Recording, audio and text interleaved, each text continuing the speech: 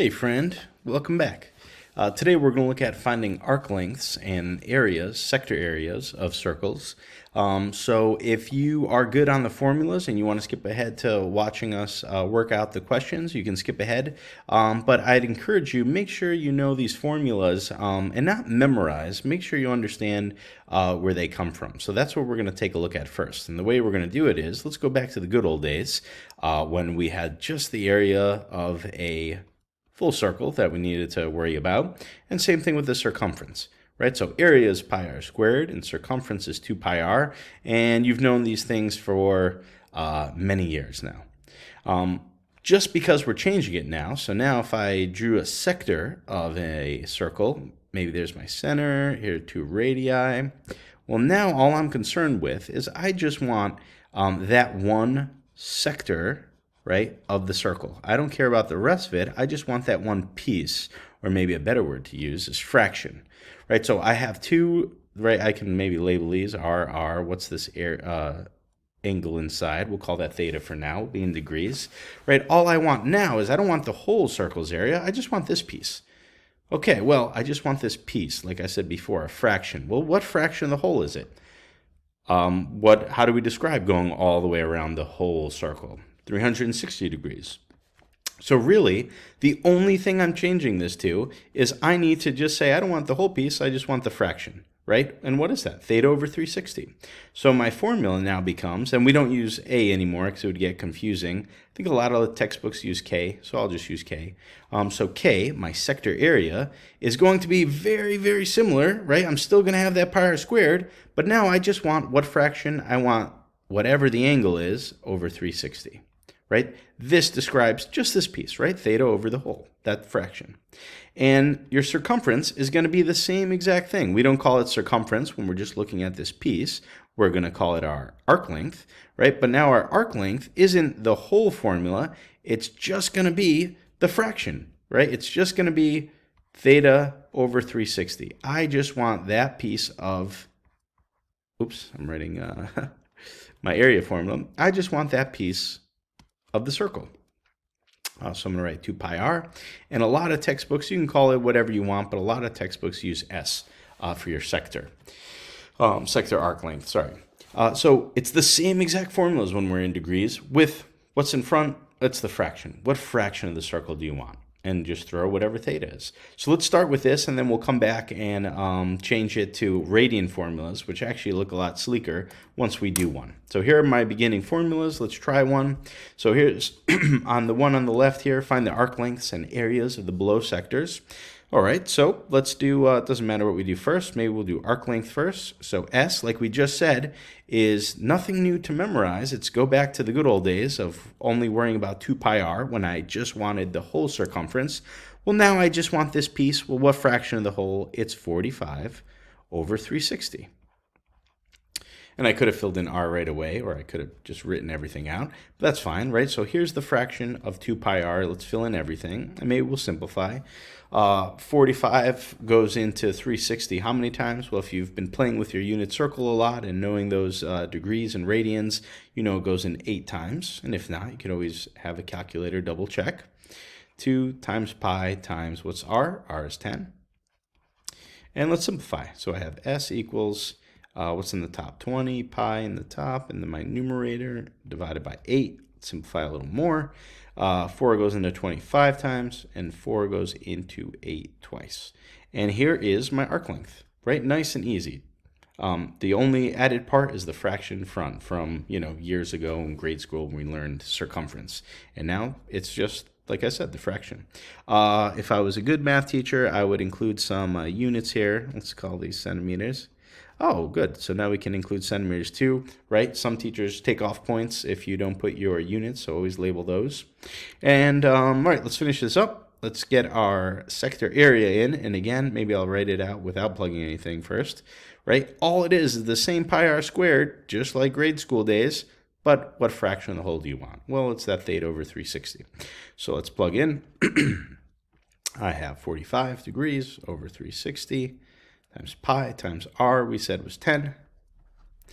And then this is an eighth, we said, from earlier, right? So k equals 1/8, 1/8 times pi times 10 squared is 100. Let's do some simplifying, right? 8 is in the denominator. I think 4 goes into both again, right? So k equals 4 goes in 125 times. Don't lose our pi over 2. And let's keep our units, centimeters, and it's the area this time, so it's squared.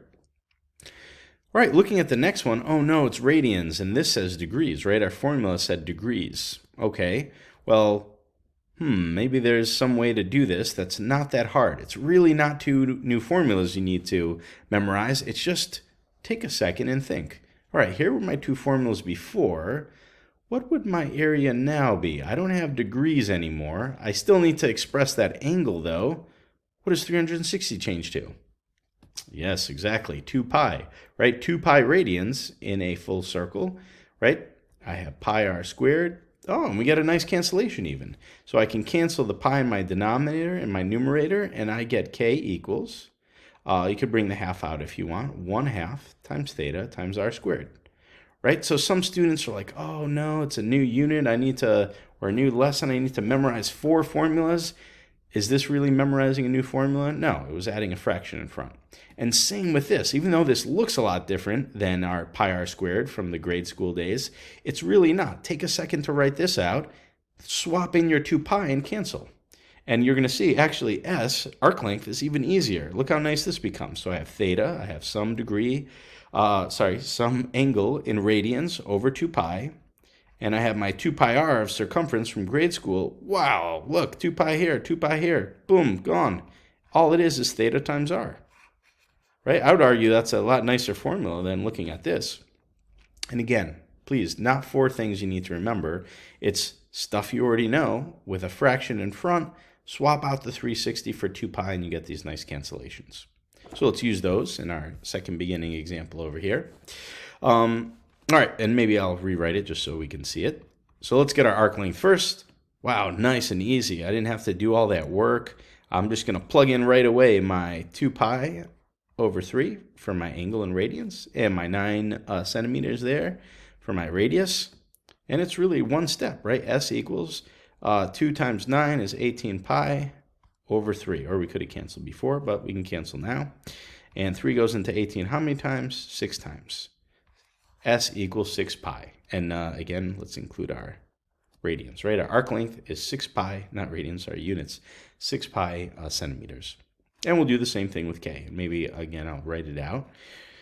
And again, you'll probably, start to memorize some of this because you're going to use it enough, but you don't have to, right? Rewrite, and maybe I'll make a point of it. Let me erase that. I can make a point of, hey, I don't remember what the radian is. Is it what's squared, what's not? Okay, well, let's write our but our elementary math down. Well, I know area is pi r squared. And I know if it was in radians, I have theta over in degrees, I have theta over 360. But now I'm in radians, so I don't want 360. So I'm going to change my formula, right, to 2 pi r squared, and I get what I got earlier, right? My pi's cancel, and now I'm just looking at the half that's hanging out, the theta, and the r squared, right? You don't have to memorize a new thing. And let's actually plug in our numbers. So I have k equals 1/2 times my 2 pi over 3, that is my central angle there, right? And I have r squared, r is 9 in this case, so I have 9 squared. Let's do some simplifying. K equals, I got a 2 cancel here, a 2 cancel here. What's left? I got 81, right? 9 squared is 81. Let's bring my pi along for the ride, all over 3. And 81 divided by 3, that goes, right? 27 times. So I have 27 pi. And again, units, centimeters squared. All right, so I just really wanted to impress upon you that you don't have to memorize these formulas. Take, 10 seconds and rewrite them out from the knowledge you already have. All right, let's go through some of the through some of the questions that don't have pictures, right? They kind of get a little harder, but I always like to, speaking of pictures, I guess I got too excited. I always like to draw them out, and I encourage you to, just to keep your information organized, right? What are the given information they're giving us, label it, and it kind of helps us stay organized. So a sector of a circle has a radius of 8 inches and a central angle of 0.25 radians. All right, let's draw a little picture. 8 inches is my radius, and a central angle of 0.25. Maybe I made this drawing a little small. 0.25 radians.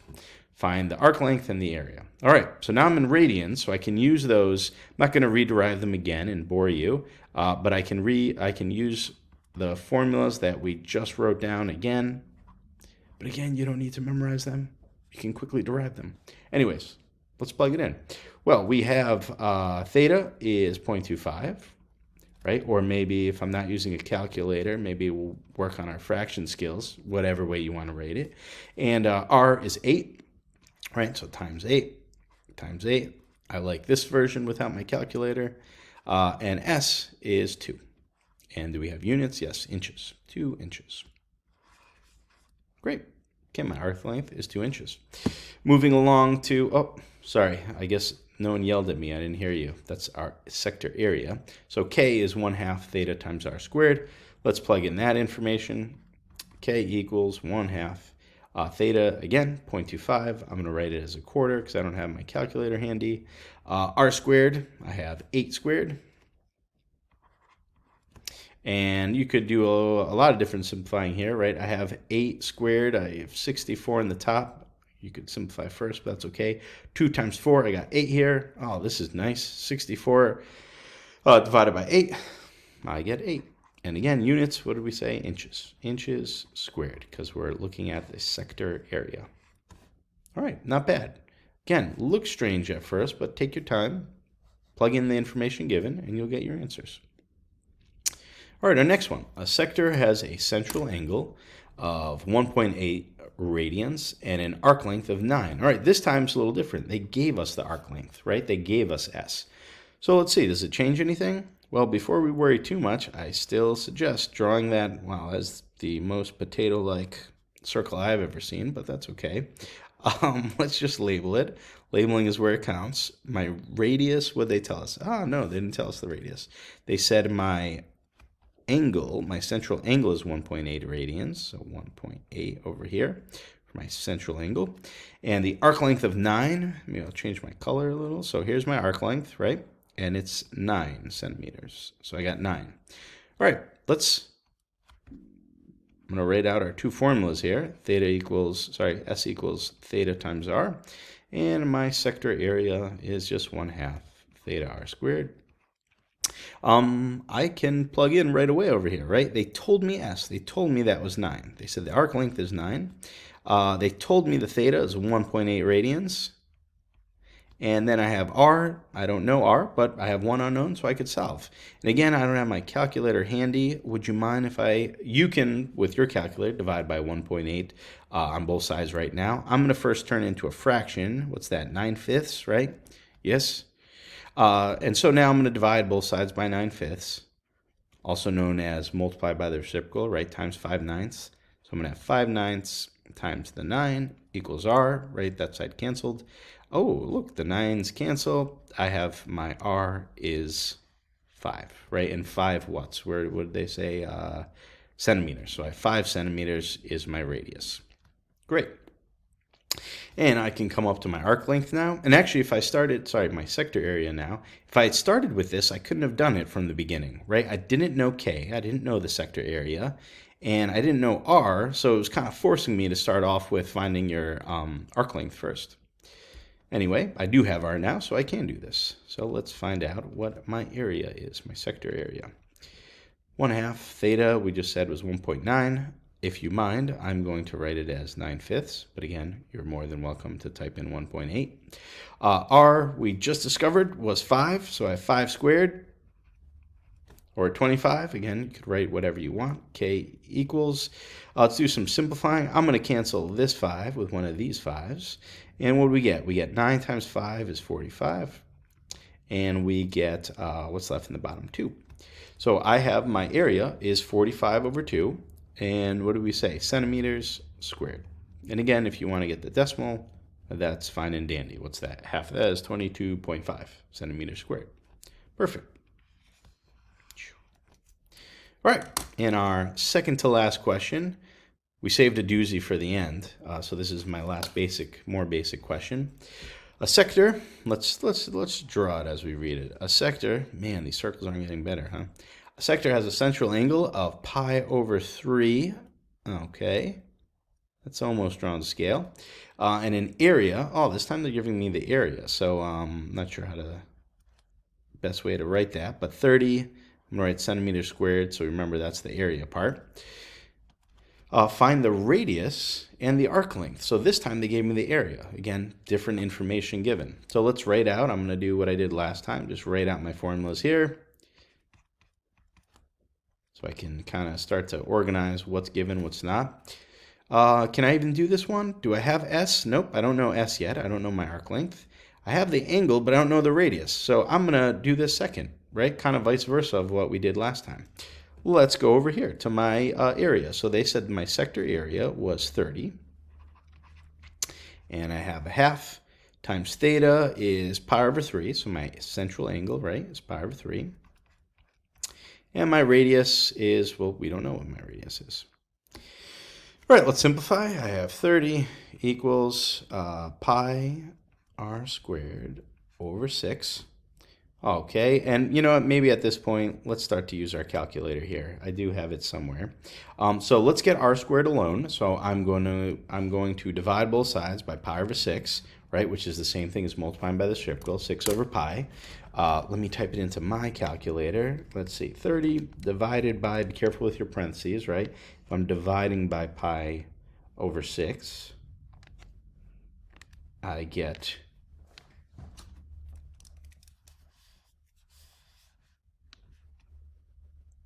well, let's round to tenths, or maybe let's keep it hundredths since we're kind of in the middle of the question.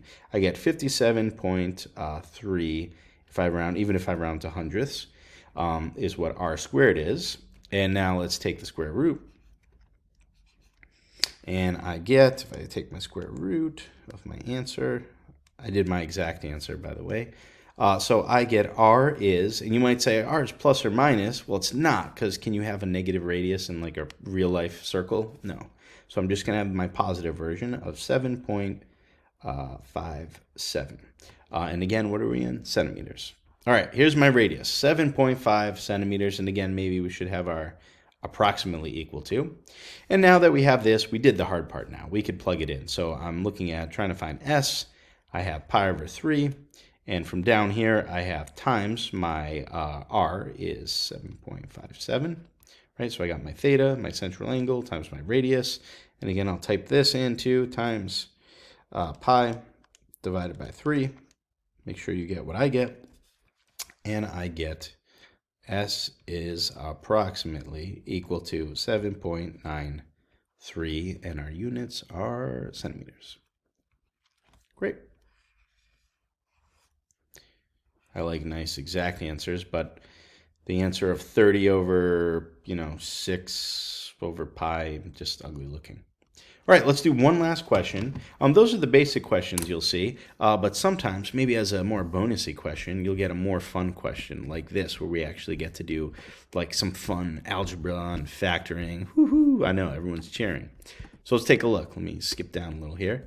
So it says a sector has a perimeter of 12 inches and an area of 8 inches. Find all real radii. Real radii, what could that mean? I don't know, let's see. Sorry, keeps jumping around here. So anyway, let's draw a picture first. So a sector, again, my perimeter of 12 and an area of 8 inches. Well, perimeter is new, same with area, but let's draw a picture anyways. Okay, so I have R over here, I have R over here, got an S over here, right? There's my arc length, and I have a theta inside, right? There's my central angle. And now I need to find R. At first, it kind of looks like I don't know anything, but I do know some things. Let's write out what we do know. So we know that the area is 8 inches. So my area formula, let's just write that out. K equals 1/2 theta times r squared. And initially, I can use, I guess I could use degrees, but I'm going to use my formulas that are a lot more simple, right? The radian for degrees. Radian formulas look a lot better.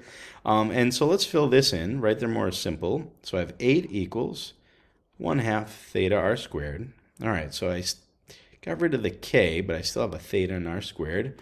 Well, what else do I know? They told me my perimeter. Well, let's write a formula for perimeter. Perimeter equals, I drew my picture like we always say to do. What's the perimeter of this sector? Well, if I go around the outside to add it up, I have 1r plus another r plus s. So 2 r's, right? R plus s. 2 r's plus s.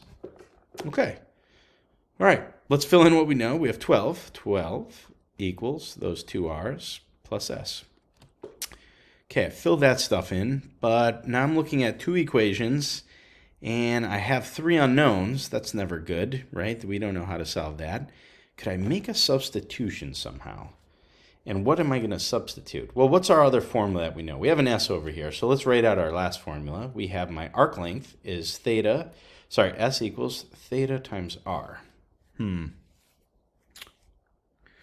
If I'm going to eventually have to solve these, and again, two equations, it'd be great to have two unknowns, right? Two equations and two unknowns. We could do some of our fun algebra substitution or something, or elimination, whatever. What could I get rid of? That would be nice to get rid of.